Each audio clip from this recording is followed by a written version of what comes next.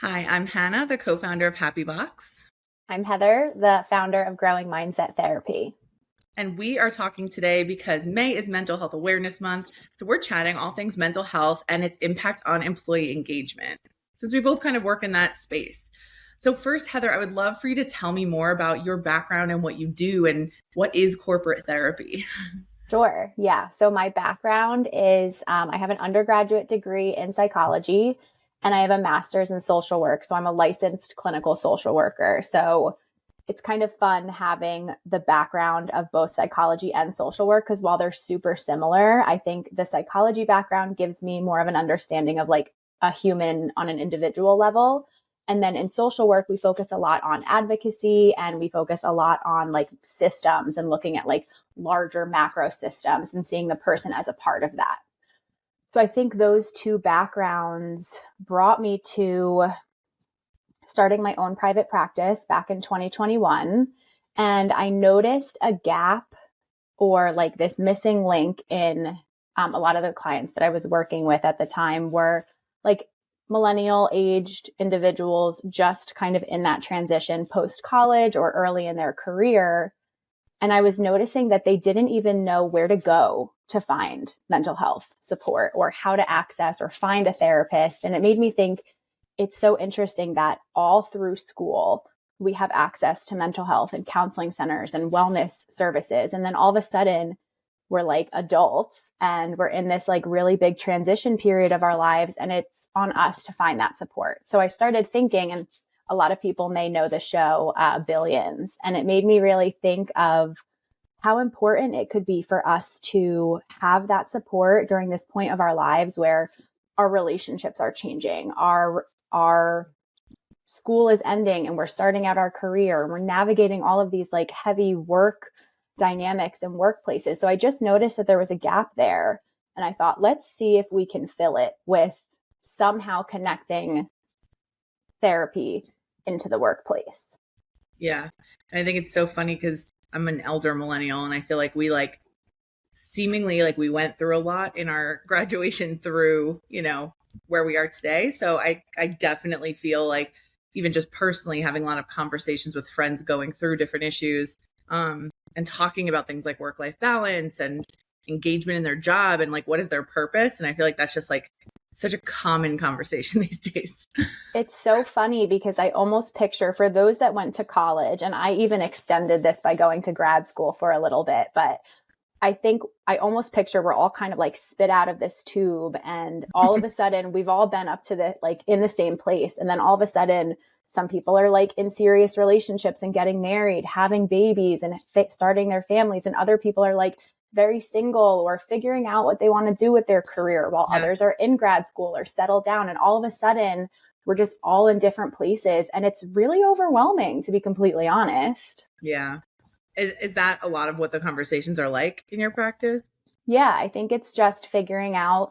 We do, as humans, we do a lot of social comparison. And I think like while sometimes that can be a helpful thing for us to make sure that like we're moving at a pace that feels good, it also really damages us. And it's Yeah. really hard to look around and not see other people in a similar space. So I think therapy can be a great place to just touch back down and ground yourself and figure out what is it that I want and how can I get myself there, even if that looks a little different than my Yeah. peers.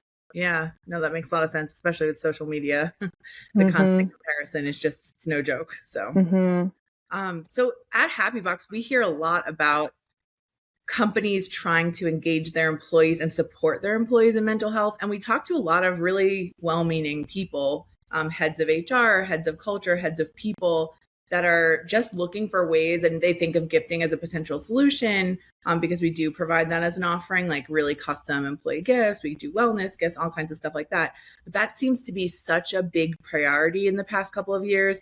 And I think it's based on all the things we're talking about. But what are you finding people need the most support with from their kind of like corporate environments? Like, or what solutions have you seen work really well?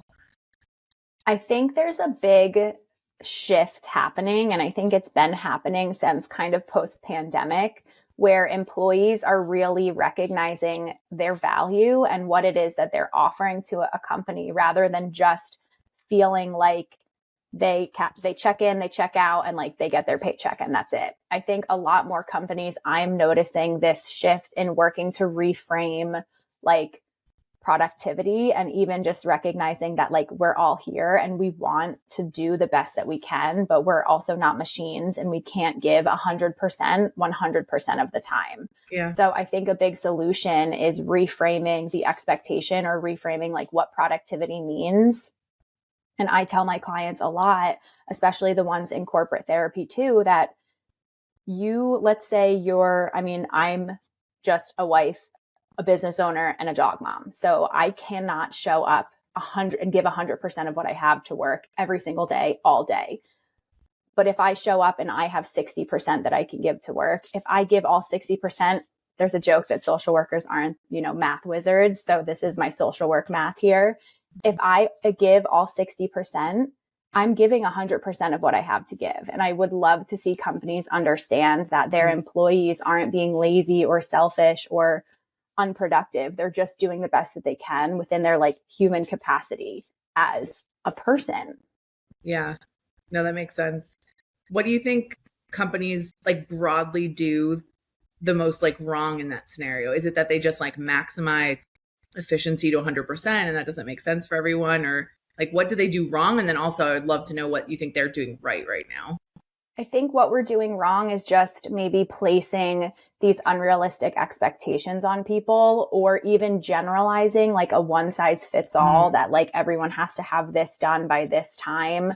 I think it's not helpful to generalize when it comes to our employees so much. And that's actually something that like with all the things that you can offer at Happy Box, it's really focusing on like individualized gifting. And I think that that's really beautiful. So recognizing that like we're all people and we're all different, I think is really important.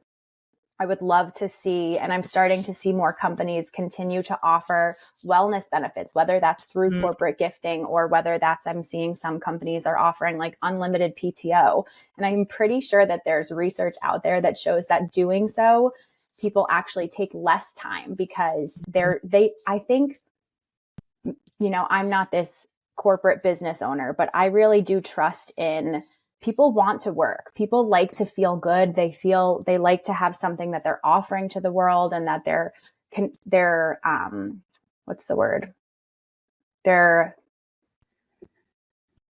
like motivated by, I don't know, progress and contributions. Yes. Yeah. Like I think we like to know that we are contributing to the greater good. Yeah. And I would love to see that trust continue and be more of a two-way relationship, in offering like corporate therapy, or offering these gifts that show like we as a company, we corporate see you and we appreciate you and we value you. Yeah, for sure. I think we see, it's so funny. We see it's not the most expensive gifts that work at all. It's exactly what you're saying. It's something that is deliberate, thoughtful. If it's about resting and recharging, it's really paying that off. It's not just like a mug or like something basic. Cause I think it used to be that you think, okay, well, they just want something, give them something. And now what we're seeing from a lot of our clients is they're recognizing that there is no one size fits all. And we really do need to be deliberate. Some of our most popular gifts that we do for clients are like definitely rest, recharge, mental health, especially for mental health, awareness month, but a lot of like DE&I gifting, because the employees really feel like, oh, my company is putting their resources where their mouth is. Like we say we support, diversity. So put their money where, towards diverse owned businesses versus, just like hiring a speaker for half a day and, paying them and like checking a box. That's been really interesting. And I saw a stat, in some corporate gifting research that was really interesting. 75% of corporate leadership recognize that gifting is a way to elevate their DEI initiatives. I think a lot of the time they can't really think of something creative to do, with the DEI budget. They just have it and they're not sure. So this actively puts their money again where they're, where they're saying their mouth is, or they're putting their money where their mouth is. So it is interesting. And in terms of employee appreciation, we do a lot of employee appreciation campaigns.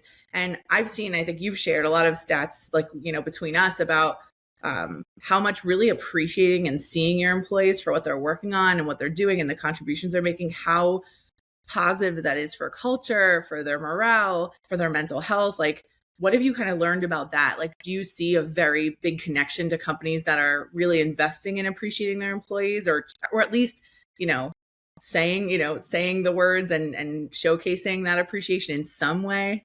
Yeah, I think if we're seeing this, I mean, just looking at like, again, zooming out and looking at the system here, if we're looking at this as a dual relationship or a two-way relationship, it's really important to feel valued, to feel seen, to feel understood. And I think gift giving is one of my love languages. And I feel like people misunderstand gift giving so much in that, like, it's not about the dollars or the price tag on the gift. It's about the thoughtfulness behind it. So a macaroni necklace versus like, an expensive purse, the macaroni necklace lands with people a lot more because it might feel like you put time and thought and impact into this, especially then when you're talking about like that this is coming from a minority owned business, or you're able to show that not only do we care about you, employee, but we care about like the greater collective. And we're doing so, we're, like you said, we're putting our money where our mouth is and showing up in that way. So I think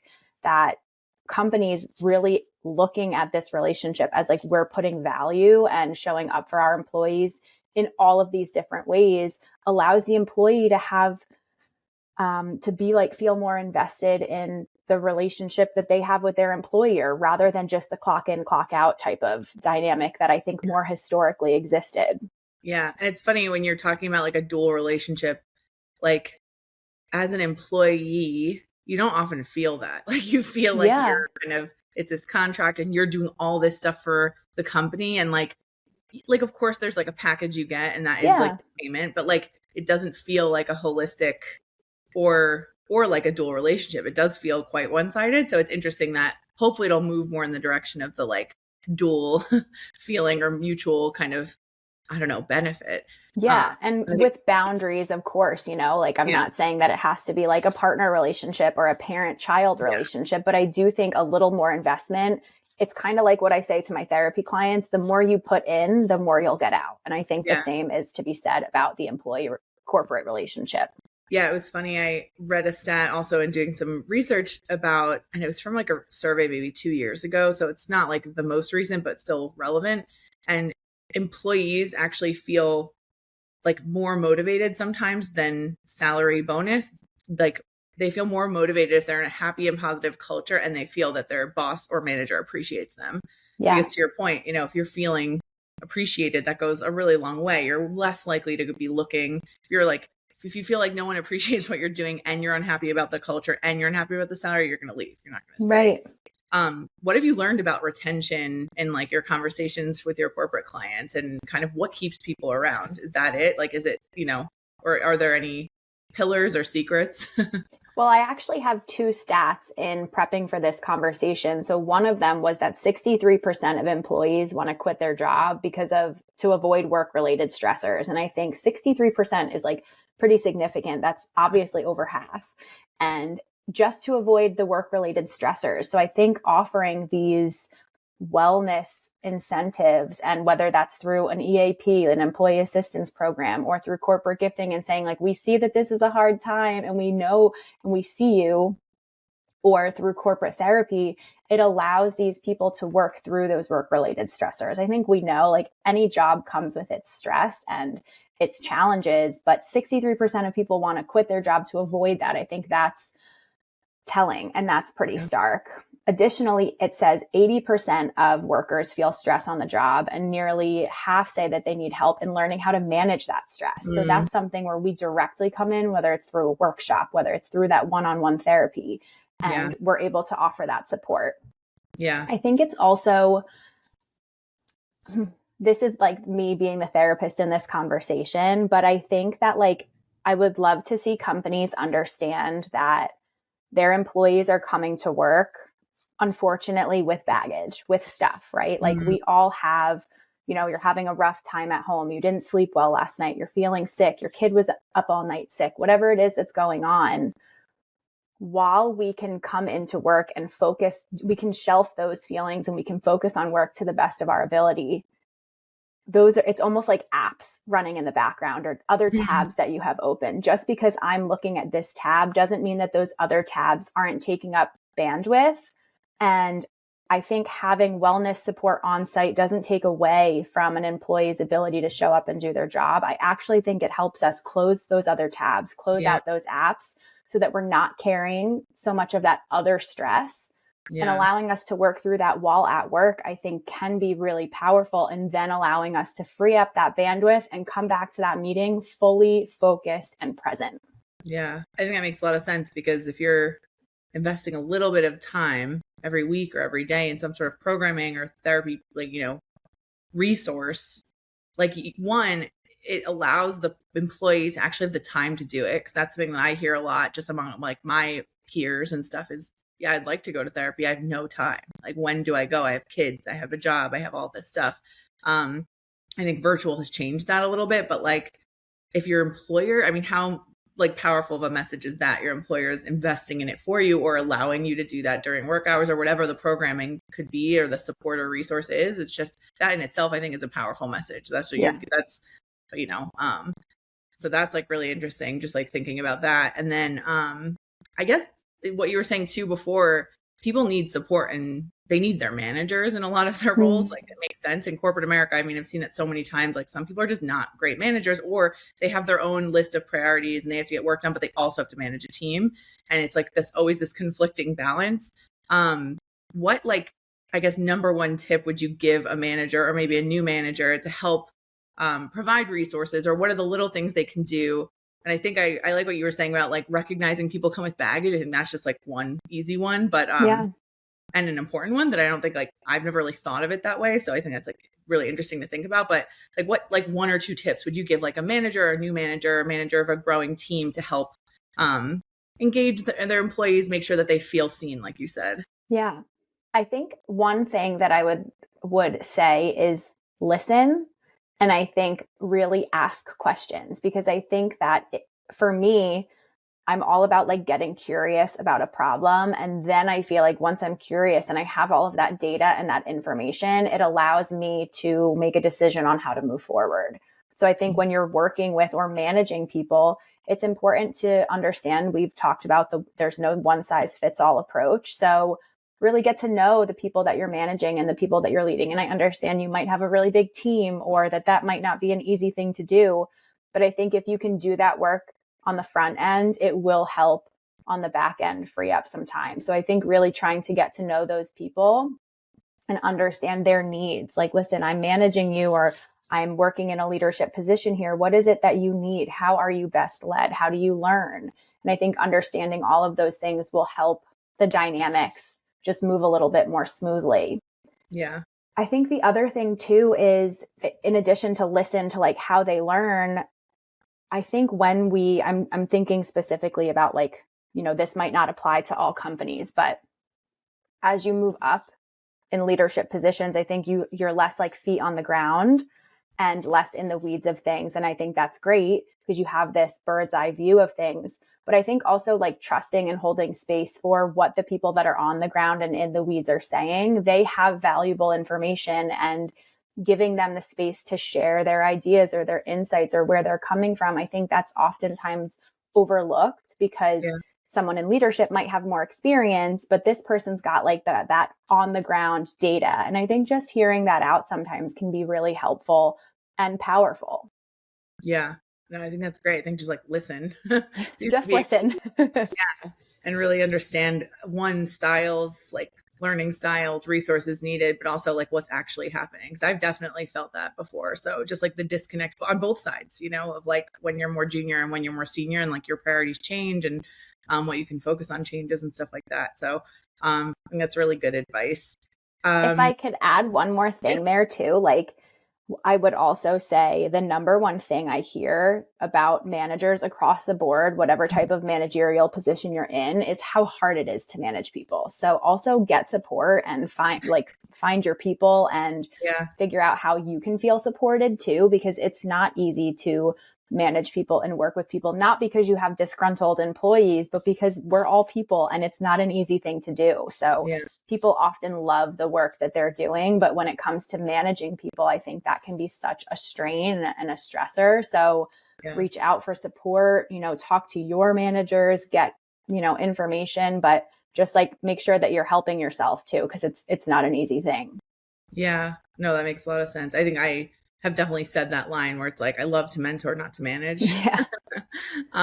Just because it is a whole other, honestly, it feels like another job sometimes, depending on Yeah. what you're dealing with. So, and like, what other advice do you have in making change at a bigger organization? Like, how can you prove the value of the programming you do, or corporate therapy, or, prioritizing mental health in an organization? Like, how do you start making small changes that hopefully can go and like make a bigger difference? Like, we work a lot with HR people and culture people, and they're trying to somehow prove the return on this work that they're doing with us. Like, maybe it's a gift or an event, or custom solution that way. Like, maybe it's a yoga and meditation kit for Mental Health Awareness Month. Mm-hmm. But they often ask, like, how do we help prove the value? Do you have any tips for having like to prove the value of this, or yeah.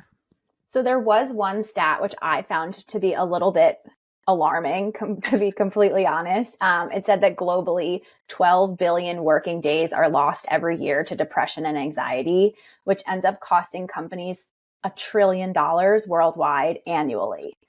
I just feel like That's those insane. numbers, and they're just huge numbers to me. And I think that just goes to show that we're not doing nearly enough. Yeah. So what I would say to those people that want to see the value, reach out to me. I have all the stats, but additionally do something, show up. I think whether that is through something like the service that you offer, which is like this amazing corporate gifting service, whether that's through wellness events, whether that's through mental health days and PTO, whether that's through corporate therapy. Like, there's a lot of different ways that you can show up for your employees, but I think they just want to be seen. We're all human. We all have struggles. And I think if we can just show up, like literally show up and see them, I think that's an enormous first step. And that can be done in so many different ways. Yeah. Yeah. It's funny. A lot of the times when we work with our corporate clients, the end recipient of a gift, for example, doesn't even know that we exist. We're doing something completely on behalf of a company. So it's funny when they figure out who did it, like, or worked with the company, or they'll ask like, hey, who did this? Did you guys do this yourself? Or, and we've gotten like at Happy Box, which is crazy. Like, we've gotten personal thank you notes for like doing something for a company. Specifically, I would say things that are more thoughtful, like the DEI initiatives, the mental health initiatives, stuff that really speak to someone. Like, someone was really struggling and they thought it was really great. Like, one company that we did a campaign for, they gave like an extra day of PTO to everyone to just like rest and relax, like whole company off. And then we did a rest and recharge kit for them. We just found that to be such a, that was like a real gift, Yeah. That's not just like swag or something they don't really want. Right. But we've seen thank yous. Like, we've seen customers come back to us and say our Slack was blowing up with like how appreciative they were for this gift, because it is so thoughtful or impactful, versus again, something that's like very generic, like a pizza party. I think like we've all heard that joke, like no one wants another pizza party. No one wants to be forced to show up to something. Like, no one wants that. Right. So yeah, on our end, it's funny, we see more anecdotal ROI, and we also are starting to work on like trying to see how we can impact employee engagement surveys, just because as you do more regular gifting in our business, like you do start seeing that impact. You do start seeing, oh wow, people are actually, they think their company is thinking of them. So, and that even just that thought is nice enough that they like feel like they're being valued in some way. So I think even what you just said, Hannah, like they feel like their company is thinking of them versus like thought of them. I think, the end of the year bonus is obviously amazing and super impactful and super helpful, but it's another thing to know that someone is thinking consistently about me, rather than just like sending out that bonus or sending out that like t-shirt or the pizza party. Like, the thought that goes into something helps us literally like glow when we feel seen, when we feel understood, when we feel appreciated. We literally light up. And I think those moments, however you can have your employees light up, do that, and try to do that often. It doesn't have to be big, expensive gifting. It can be consistently over time too. Like, I think it's just showing up and making sure we're trying to do that in a consistent way. Yeah, no, I agree. I like the, what you said, like the prompt of like, how do you make your employees light up? Because Again, in our business and gifting, we always say the most impactful gifts are, yes, very thoughtful and considered, but they're also at very unexpected moments. So the holiday, to your point, the end of year bonus or the holiday gift is kind of like table stakes. Like they think they're going to get something. They assume they're going to get something because everyone does something for the holiday season. But if you do something totally out of the blue, just to say thank you for all the hard work, or thinking about, I mean, we did a campaign for a major tax company after tax season, just saying thank you to all the tax accountants that were just working really hard and overnight for, weeks. That goes a really long way when it's not a gifting moment. Surprise. It really just makes it feel like more thought went into it, even though it's the same level of effort, I feel like the gift is the vessel, but like it's the thought of, I'm thinking of you and I want to show that gratitude to you. And Happy Box is the vessel that does that.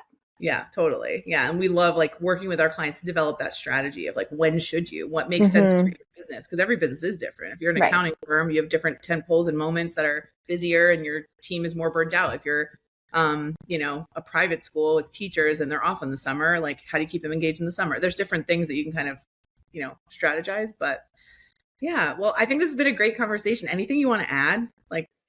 Well, the only thing I'm thinking that you just spoke about burnout. And I think the other thing that I didn't get the chance to squeeze in here is also looking at doing more preventative wellness in the workplace rather than reactive. Like everyone's talking about burnout, and especially for new employees or greener employees, I try to help them see like, this is a marathon that you're embarking on here, not a sprint. Like this is your career for your life. Even if you change careers, you're going to be working for a large part of your life. So how can we help set you up to sustain this and practice that? Like, I think everyone knows about, the self-care spa day and the bubble bath, but what about the boundaries and what about the work-life balance? And what about the sustainability of what you're doing? Because for me, it's all about being preventative and proactive rather than being reactive on the back end there. So I think if companies can buy into that too, that we're investing into giving our employees all of these things and all of these tools so that they can sustain this long haul, it helps them feel like they're investing a little bit more and that it's worthwhile rather than just like burning people out. Yeah, totally. I think burnout could be a whole other conversation. That's really good points. Well, I appreciate the time and your expertise. So thank you, and happy Mental Health Awareness Month. Happy Mental Health Awareness Month.